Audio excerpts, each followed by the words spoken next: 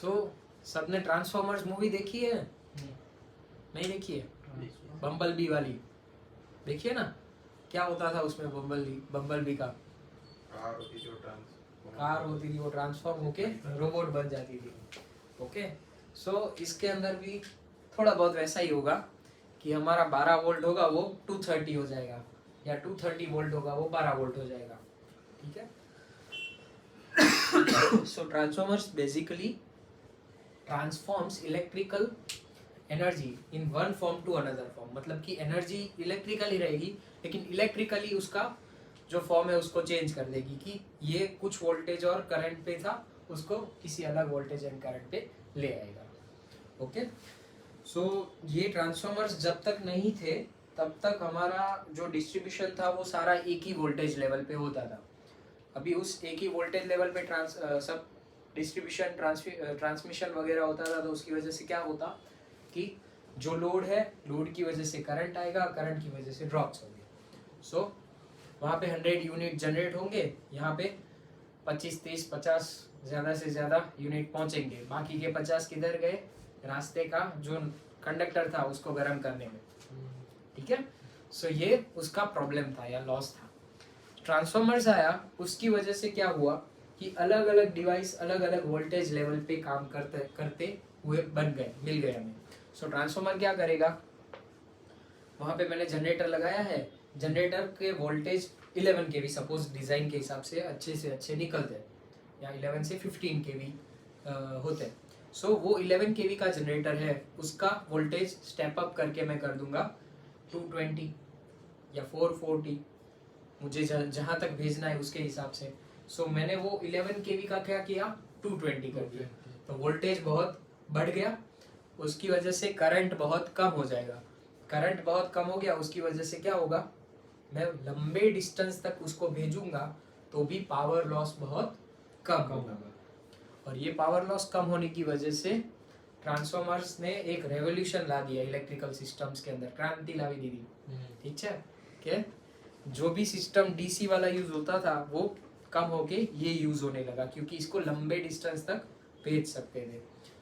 सो एक ही जगह पे बहुत सारा जनरेशन करो, उसको ट्रांसमिट करके अलग अलग जगह पे डिस्ट्रीब्यूट करो, डिस्ट्रीब्यूट करके भी घर के पास भी हमारा लगा होता है डीपी, हाँ, तो वहाँ पे क्या है 11 kV आ रहा है, उसको वो स्टेप डाउन करके कर देगा 440। ठीक है, 440 हमारे घर में 230 होके आएगा, वो ट्रांसफॉर्मर के बिना होता है। ठीक है, सो वो line voltage and phase voltage होता है, वो आपने एसी सर्किट में पढ़ लिया है लास्ट चैप्टर, 5th चैप्टर जो था। ठीक है, 3 फेज सिस्टम्स वाला, उसके अंदर उसके भी वीडियोस डाले हुए हैं, अगर अभी नहीं आता है तो वो एक बार देख लो, काम की चीज़ है। ओके, सो 230 हमारा वोल्ट यहाँ पे घर पे आ गया। अभी घर के अंदर कहाँ पे ट्रांसफॉर्मर यूज होता है सोचो, આપણા ઘરની અંદર भी અમુક જગ્યાએ यूज થયેલા છે, रेफ्रिजरेटर हो सबके अंदर, फ्रिज के अंदर हो सकता है। ओके, नेक्स्ट, आप घूमते भी हो बहुत बार हाथ में लेके, गीजर के अंदर नहीं होता, गीजर हमारे चार्जर के अंदर। तो फोन का चार्जर खोल के देखा है कभी, टूटा हुआ हो या नहीं? तो कभी कोई पुराना मोबाइल बना हुआ है नहीं। सो घर के अंदर ये कोई भी आपका पुराना चार्जर हो कि जो काम का नहीं हो, तो उसको खोल के तोड़ के एक बार देखना, उसके अंदर इतना छोटा सा ट्रांसफॉर्मर होगा। ठीक है, वो हाँ, वो ट्रांसफॉर्मर क्या करेगा, जो हम 230 का सप्लाई दे रहे हैं उसको कन्वर्ट करके देगा 12 या 5 वोल्ट में। ठीक है, 6 वोल्ट 5 वोल्ट जो भी उसके बैटरी का चार्जिंग का वोल्टेज है, उस वोल्टेज लेवल पे उसको कम करके देगा। ठीक है, so that is the main benefit of transformer. तो इतनी वाइडली बहुत सारी जगह पे यूज होता है। अभी आपने ये डीसी सर्किट सब्जेक्ट में 5th चैप्टर में पढ़ा था, मैग्नेटिक सर्किट्स जो था उसके अंदर, कि म्यूचुअल इंडक्टेंस क्या होता है, म्यूचुअल इंड्यूस्ड डीएमएफ होता है, सेल्फ इंड्यूस्ड डीएमएफ होता है। वो याद है किसी को? કે પછી ઠૂસી નાખ્યું, એક્ઝામ આવી એટલે ઉલટી કરી દીધી ને પછી પાછા થયેલા હતા એવા ને વાધેલા મૂળા જેવા। બરાબર, ડીસી સર્કિટ ના પણ વિડિયોઝ છે, એ જોઈ લેજો, આવશે, નહીં આવ્યા હોય।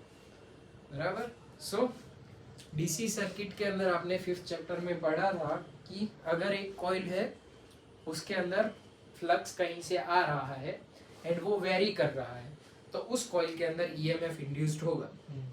अगर कोई कॉइल है, उस कॉइल को मैंने उस कॉइल को मैंने करंट आई दिया है कि जो वेरी हो रहा है, तो उस आई की वजह से फ्लक्स फाई जनरेट हो रहा है। अभी ये आई वेरी होगा, उस हिसाब से फाई भी वेरी होगा, और ये वेरी हो रहा फाई इस कॉइल के अंदर ईएमएफ इंड्यूस करेगा। तो इस कॉइल के अंदर जो इंड्यूस हो रहा है वो ईएमएफ होता है सेल्फ इंड्यूस्ड ईएमएफ। लेकिन अगर इस कॉइल के पास में मैंने दूसरी एक कॉइल लगा दी है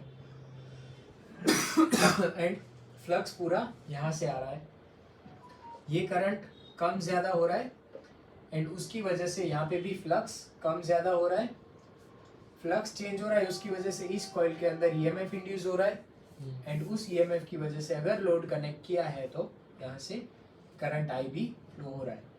ठीक है, सो ये क्या होता है, म्यूचुअली इंड्यूस्ड ईएमएफ। तो इसका जो होगा वो क्या होगा, सेल्फ इंडक्टेंस, जो एल से डिनोट करते हैं हम वो। इन दोनों के बीच का जो इंडक्टेंस होगा उसको क्या बोलेंगे, mutual inductance, that is M, capital M से डिनोट करते हैं।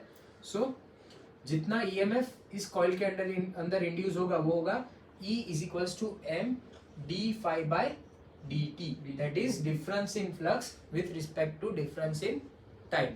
So difference in flux per time, flux कितना चेंज हो रहा है उसके प्रोपोर्शन में into कितना दोनों के बीच में म्यूचुअल इंडक्टेंस है, उसके हिसाब से सेकेंडरी कॉइल, दूसरी जो कॉइल है उसके अंदर ईएमएफ इंड्यूस होगा। सो ये म्यूचुअल इंडक्टेंस का प्रिंसिपल है, इस प्रिंसिपल पे हमारा ट्रांसफॉर्मर काम करता है। ठीक है, यहाँ तक समझ में आ गया एम क्या है, ट्रांसफॉर्मर कैसे काम करता है। ठीक है, Faraday's law of electromagnetic induction. अभी ट्रांसफॉर्मर का मेन कंस्ट्रक्शन कैसे होता है। सो बेसिक प्रिंसिपल अगर पूछा गया हो तो इतना एक्सप्लेन करना है। अगर पूछा गया है कि ट्रांसफॉर्मर का कंस्ट्रक्शन कैसे होता है, तो ये हमारा एक टिपिकल ट्रांसफॉर्मर का कंस्ट्रक्शन है।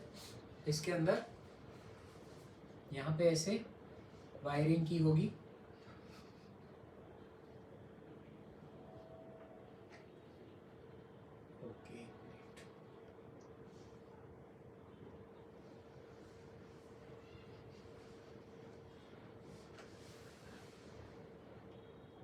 ठीक है, ऐसे कुछ नंबर ऑफ टर्न्स होंगे और भी।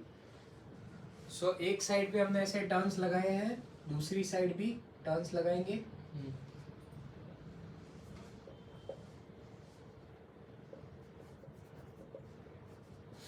ठीक है, बराबर लगावेला છે, આવી રીતે नहीं હોય। सो यहाँ पे जो नंबर ऑफ टर्न्स है उसको नाम दे देते हैं n1, यहाँ पे नंबर ऑफ टर्न्स है उसको नाम दे देते हैं n2, और ये जो पार्ट है वो क्या है, core.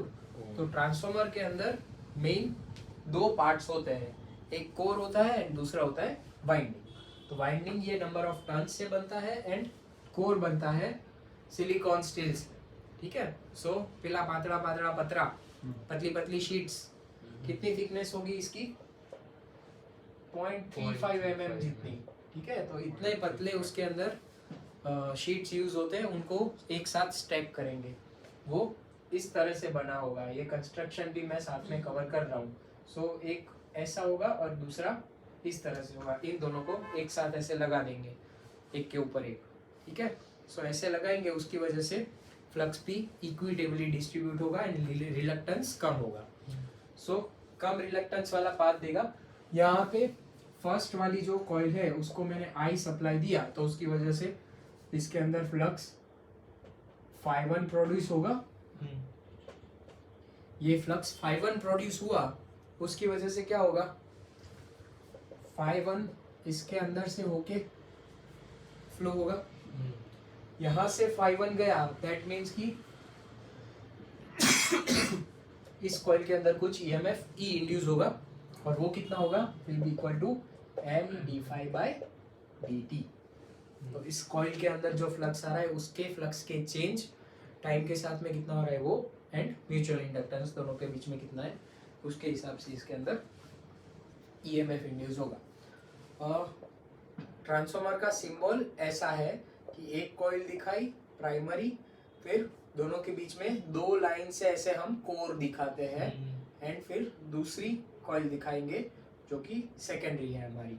So this is symbol of transformer. यहाँ पे ये दोनों क्या है, वाइंडिंग है, एंड ये कोर है। So this is core and ये दोनों वाइंडिंग है। ओके, अभी number of turns N1 N2 आ गए। अगर मैंने सेकेंडरी साइड को सप्लाई ऐसे कनेक्ट किया हुआ है लोड से, तो क्या होगा, इसके अंदर से करंट फ्लो होगा।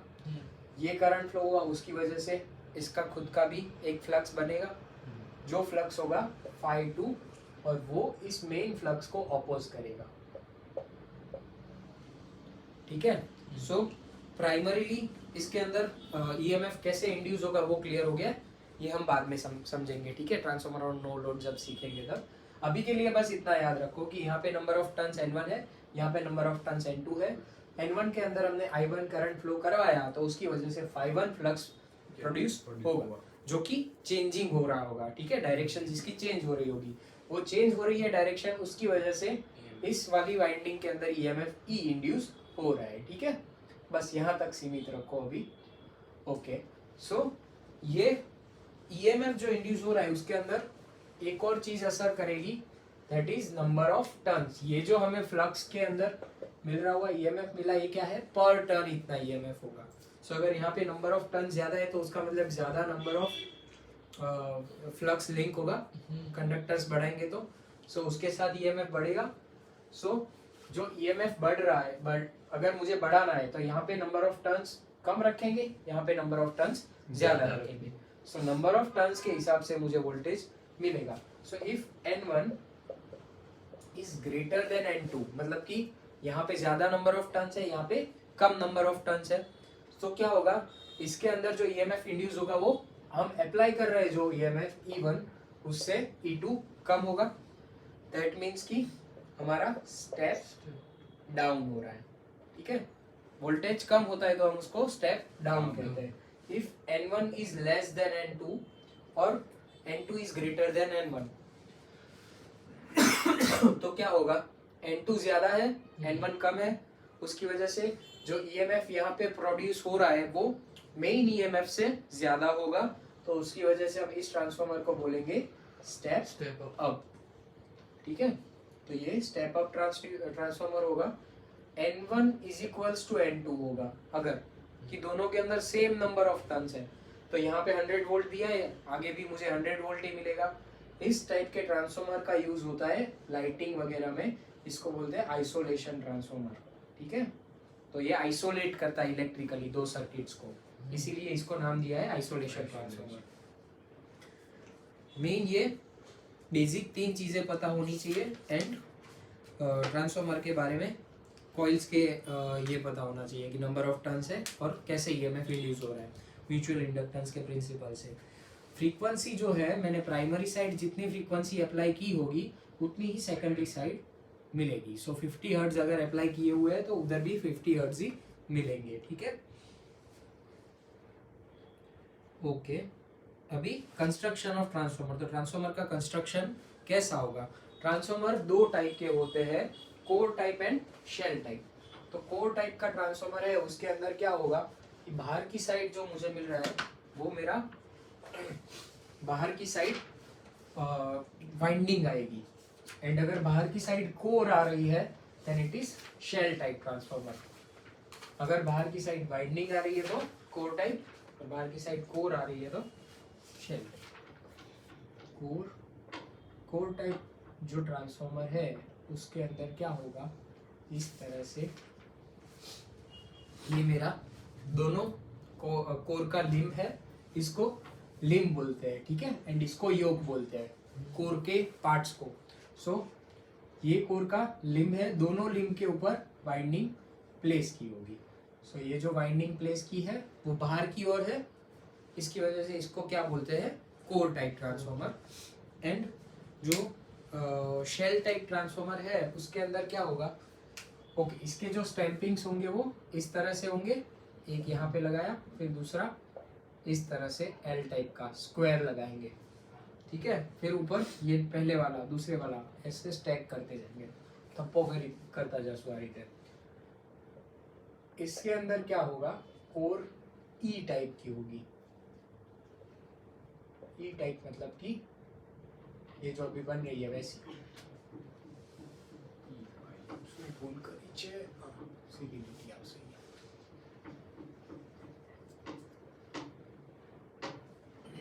ठीक है, ई जैसा बन रहा है ये, और यहाँ पे सीधी एक लाइन आएगी।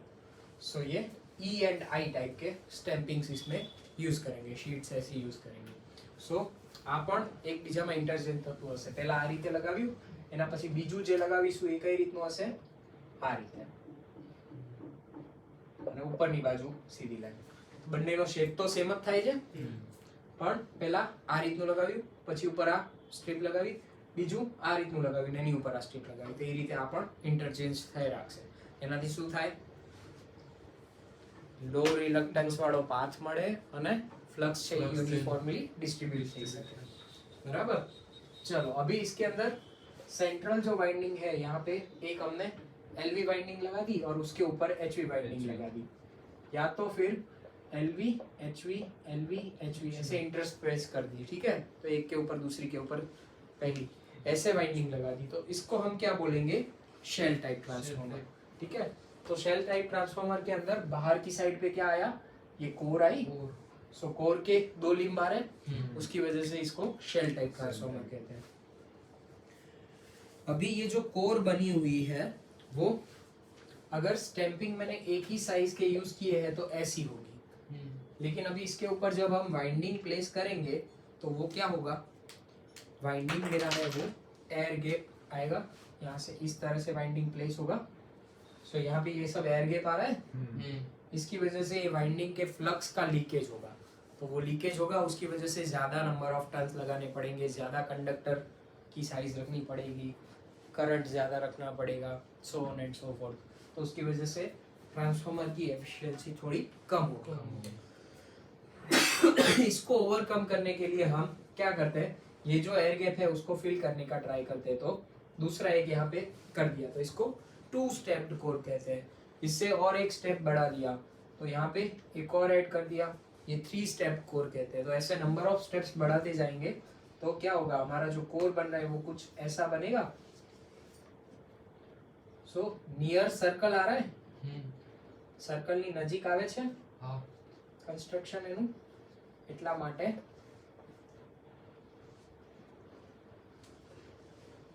ઓકે, એટલા માટે બાઇન્ડિંગ આપણે પ્લેસ કરશું તો कंपेयर टू पहले वाला हमारा एयर गैप है वो कम हो जाएगा।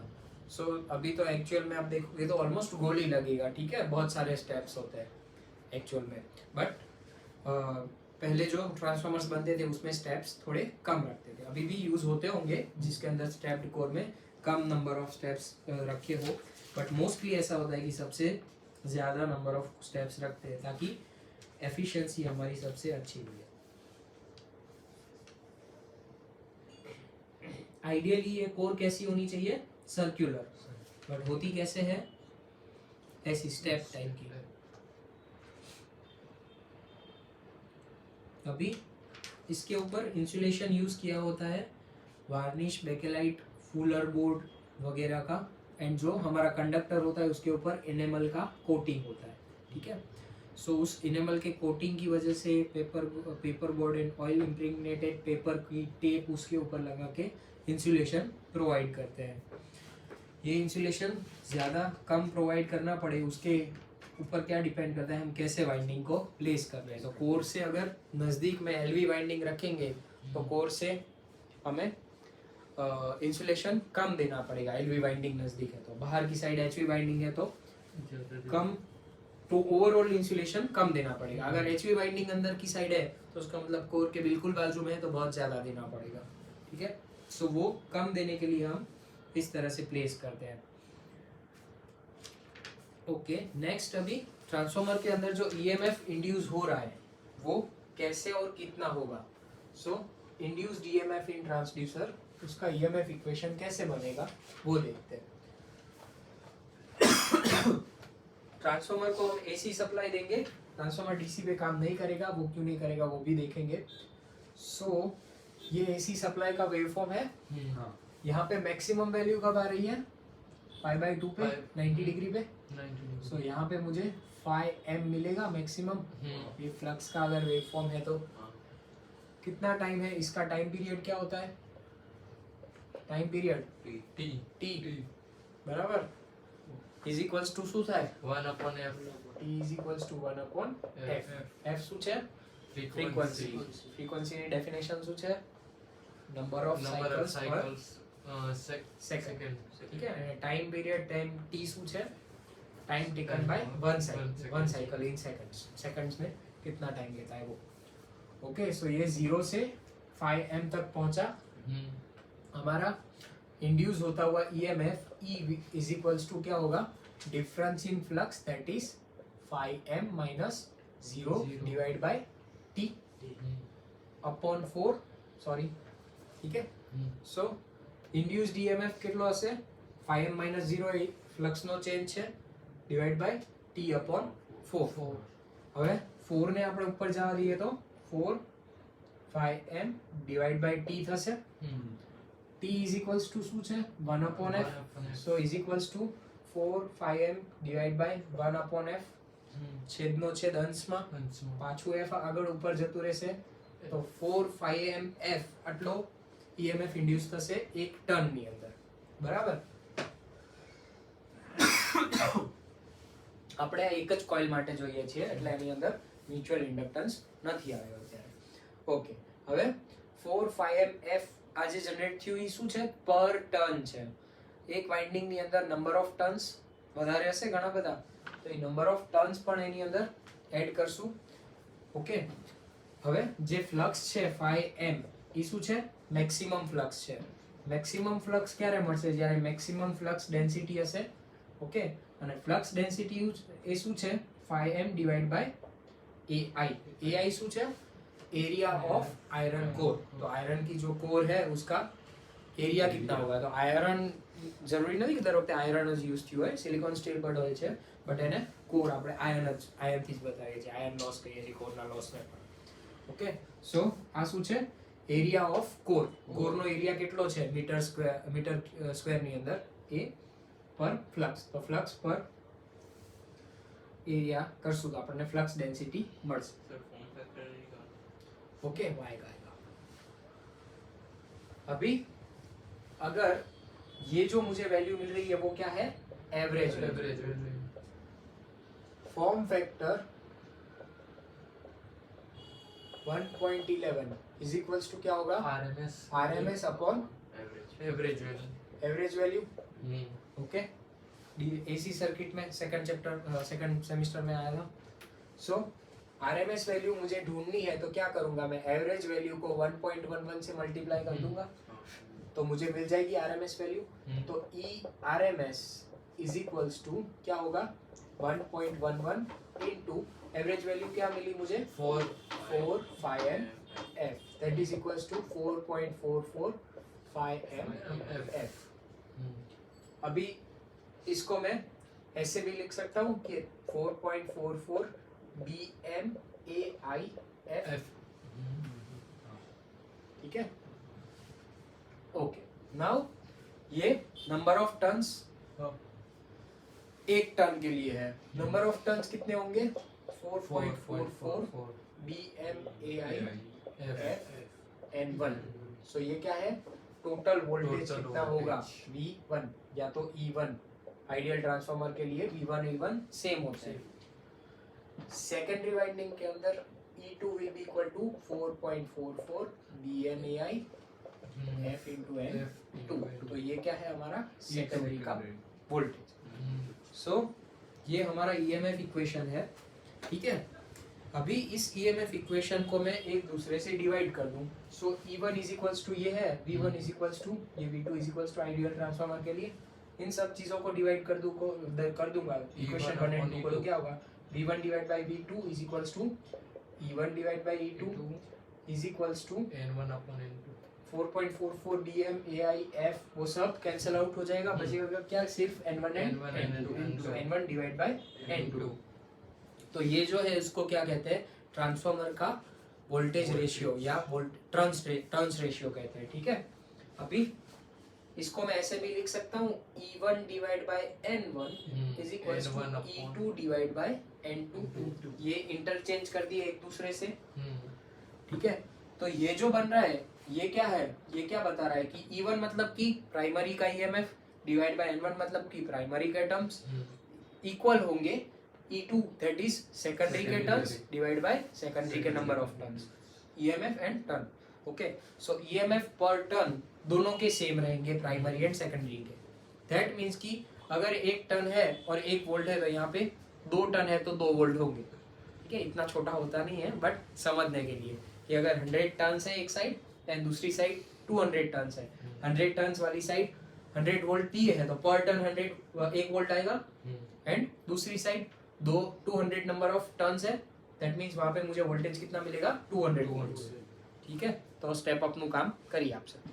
हाँ, स्टेप अप નું काम करे છે तो ये जो स्टेप अप कर रहा है ये तो बहुत बेनिफिट वाला है ना, कि हम करते जाएंगे 100 का 200 कर दिया, और एक ट्रांसफॉर्मर लगा तो 200 का 2000 कर दिया, 2000 का और बढ़ा दिया, तो ये तो बढ़ता जाएगा। इतना सारा कोयला खर्च करने की या ट्रांसफॉर्मर्स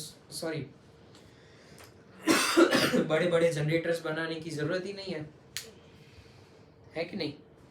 फायदा वाली वस्तु નથી આ તો પણ નુકસાન એટલું છે ને। શું નુકસાન છે? કરંટ ઓછો થઈ જાય સામે, બરાબર। તો પાવર જે છે P = DC સર્કિટ પ્રમાણે V * I, AC સર્કિટ પ્રમાણે P = VI cos phi, તો જે સિંગલ ફેઝ માટે સો VI cos phi થયું, એમાં વોલ્ટેજ અને કરંટ એ બંનેની જોડે એક રિલેશન હશે કે વોલ્ટેજ વધારશું તો બીજી બાજુ શું થશે, કરંટ ઓછો થઈ જશે। સો ઇક્વેશન એની = K S I2 divide by I1 આવશે। सो एना समप्रमाण में करंट पण ओछो थतो जासे, वो करंट भी कम होता जाएगा। इसको हम K से डिनोट करते हैं। ये K क्या होता है, हमारा टर्न्स रेशियो, ठीक है। ओके, नेक्स्ट हमें जो क्रॉस सेक्शन का एरिया है कोर के, एंड कोर है वो हमारा लेमिनेटेड होगा। लेमिनेटेड क्यों होगा वो स्टार्टिंग में देख लिया। अभी ये लेमिनेटेड कोर के अंदर जो एनेमल का कोटिंग होगा या वार्निश का इंसुलेशन होगा, एंड हर स्टैंपिंग के बीच में जगह रहेगी कुछ वो इंसुलेशन की वजह से। सो कोर का एरिया हमारा AI जो मेन कोर का एरिया है वो क्या होगा, कम होगा कुछ अमाउंट में। सो वो कितना कम हो रहा है उसको हम बोलते हैं stack factor, that is equals to total area A और AI इन दोनों का रेशियो। सो मतलब area of iron core divide by total area. तो टोटल एरिया के अंदर क्या होगा, आयरन कोर का एरिया एंड जो एनेमल एंड इंसुलेशन का एरिया है वो भी। सो अगर हमने 0.35 थिकनेस वाले वो यूज किए हैं शीट्स, 0.35 की जो शीट यूज की है उसके कितने यूज किए नंबर ऑफ शीट्स, वो मल्टीप्लाई करेंगे तो उसका एरिया पता चल जाएगा। फिर उसको एनेमल में सबमर्ज करेंगे और कोटिंग करेंगे उसका, तो उसकी वजह से उसके ऊपर कोटिंग हो जाएगा। फिर देखेंगे कितना एरिया हो रहा है। सो कुछ एरिया में बढ़ोतरी होगी, थोड़ा सा एरिया बढ़ेगा, वो एरिया कितना बढ़ेगा वो होता है स्टेक फैक्टर। ये जनरली 0.9 के आसपास रहता है। दैट मीन्स कि 10% जितना एरिया है वो इंसुलेशन ले लेता है, बाकी का आयरन कोर ही होता है। ओके, वोल्टेज ट्रांसफॉर्मेशन रेशियो भी हमने देख लिया। अभी वोल्टेज ट्रांसफॉर्मेशन रेशियो के अंदर अगर आइडियल ट्रांसफॉर्मर है तो ही V1 एंड E1 इक्वल होंगे, तो जितना EMF जनरेट हो रहा है उतना ही EMF टर्मिनल पे मिलेगा, वो आइडियल में ही होगा। और एक्चुअल में बहुत ज्यादा फर्क नहीं पड़ता है, थोड़ा ही ड्रॉप होता है। ओके, नाउ इसके अंदर अगर मेरा V1 V2 से ज्यादा है, या N1 N2 से ज्यादा है, या E1 E2 से ज्यादा है, या I1 I2 से कम है, करंट के अंदर उल्टा हो जाएगा सिर्फ, ठीक है। तब क्या होगा, मेरा ट्रांसफॉर्मर है V1 V2 से अगर ज्यादा है तो वो स्टेप डाउन ट्रांसफॉर्मर हो जाएगा। क्यों? क्योंकि V2 कम हो रहा है, V1 हमने ज्यादा लिया है। Secondary and primary and HV winding અને LV વાઇન્ડિંગ આ બધી अलग अलग वस्तु है। ओके, ये सब अलग अलग चीजें हैं। तो प्राइमरी वाइंडिंग कौन सी वाइंडिंग होती है? जिस वाइंडिंग को हम सोर्स के साथ कनेक्ट करके सप्लाई देते हैं। जिस वाइंडिंग के साथ हम लोड को कनेक्ट करते हैं वो क्या होता है? Secondary winding. जिसके साथ हम सोर्स को कनेक्ट करते हैं वो होता है प्राइमरी वाइंडिंग। ओके, तो प्राइमरी सेकेंडरी वाइंडिंग क्लियर हो गया। उसके आगे है HV वाइंडिंग है ना LV वाइंडिंग। तो जिस वाइंडिंग का वोल्टेज ज्यादा होगा उसको हम HV वाइंडिंग नाम देंगे, एंड जिस वाइंडिंग का वोल्टेज कम होगा उसको हम LV वाइंडिंग नाम देंगे। तो अगर हमने सोर्स को HV वाइंडिंग के साथ कनेक्ट किया है एंड लोड को LV वाइंडिंग के साथ कनेक्ट किया है तो कैसा ट्रांसफार्मर होगा? Step step down. Down. HV को सोर्स के साथ तो हाई वोल्टेज सोर्स जोड़े છે, લો વોલ્ટેજ લોડ જોડે છે, અને જો લોડ જોડે હાઈ વોલ્ટેજ હોય, લોડ સાઈડ પર હાઈ વોલ્ટેજ હોય અને सोर्स साइड लो वोल्टेज है, दैट मींस कि वो स्टेप अप ट्रांसफार्मर है। ठीक है, सो प्राइमरी सेकेंडरी, प्राइमरी में कौन सी वाइंडिंग है? HV या LV, उससे क्लियर हो जाएगा। ठीक है, अभी ये टर्न्स रेशियो की वैल्यू, ये जो है K टर्न्स रेशियो, ठीक है, इस K की वैल्यू अगर 1 से ज्यादा है, मतलब कि V1 की वैल्यू V2 से ज्यादा है तो ये क्या होगा? 1 से ज्यादा है तो स्टेप डाउन। ठीक है, V1 ज्यादा है V2 से तो स्टेप डाउन। अगर 1 से कम है वैल्यू, मतलब कि V1 की वैल्यू V2 से कम है तो उसका मतलब कि मेरा जो ओवरऑल वैल्यू है वो 1 से कम आएगा। सो 1 से कम आया उसका मतलब कि वो क्या है? Step up. लेकिन अगर वैल्यू 1 पे है एग्जैक्टली तो क्या होगा? दोनों की वैल्यू सेम होगी। सेम होगी उसका मतलब कि आइसोलेशन ट्रांसफार्मर है। ठीक है, सो इक्वल टू 1 होगा तो आइसोलेशन, लेस देन 1 होगा तो हमारा स्टेप अप। ठीक है, लेस देन 1, एक થી વધારે હોય તો સ્ટેપ ડાઉન અને એક થી ઓછું હોય તો સ્ટેપ અપ।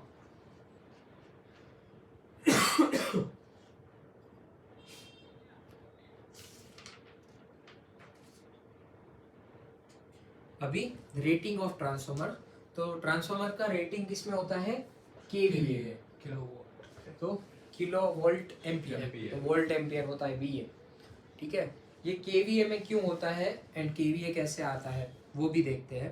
सो सपोज इसका सेकेंडरी का वोल्टेज V2 है, सेकेंडरी का करंट I2 है, तो V2 इंटू I2 ऐसा करेंगे तो हमें ये VA मिल जाएगा। और K करना है तो क्या करेंगे? डिवाइड बाय 1000, तो ये वैल्यू है वो KVA बन जाएगी। अगर आइडियल ट्रांसफार्मर है तो V1 I1 कितना होगा? Is equals to V2 I2, दोनों सेम होंगे। ठीक है, सो V1 I1 क्या है? प्राइमरी का VA एंड V2 I2 क्या है? सेकेंडरी का VA। अभी ये दोनों इक्वल होगा तो क्या होगा? V1 I1 divide by 1000 is equals to KVA। So दोनों KVA सेम रहेंगे। अभी इसको KVA में क्यों बताते हैं एंड किलोवाट में क्यों नहीं बताते हैं? किलोवाट मतलब क्या? VI cos phi। वॉट मतलब अभी ट्रांसफार्मर के अंदर जो लॉसेस होते हैं वो लॉसेस इसके ऊपर डिपेंड नहीं करते कि कितना पावर फैक्टर है, that depends on voltage and current, and उसकी कैपेसिटी जो बियर करने की होती है वो वोल्टेज एंड करंट की होती है, पावर फैक्टर चाहे कितना भी हो। ठीक है, so it is unaffected by power factor, that's why we use this AC machines, most AC machines in except induction motors in KVA। तो ये ट्रांसफार्मर्स KVA में इसीलिए रेटेड होते हैं क्योंकि इसके अंदर पावर फैक्टर की अफेक्ट नहीं होती है और उसके अंदर कितना वोल्टेज दिया है एंड कितना करंट जा रहा है, यही उसके पावर रेटिंग के काम की बात है, इसलिए। ठीक है,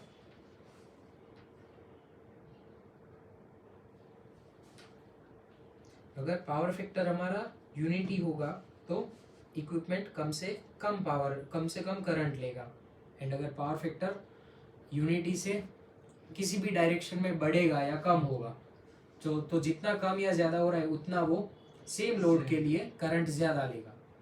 ठीक है, तो सेम लोड के लिए करंट ज़्यादा या कम लेगा वो ट्रांसफार्मर को अफेक्ट करेगा। सो ट्रांसफार्मर के अंदर वोल्टेज एंड करंट ये दोनों चीज़ ही रोल प्ले करते हैं, इसीलिए हम इसको KVA में रेटिंग देते हैं। ठीक है।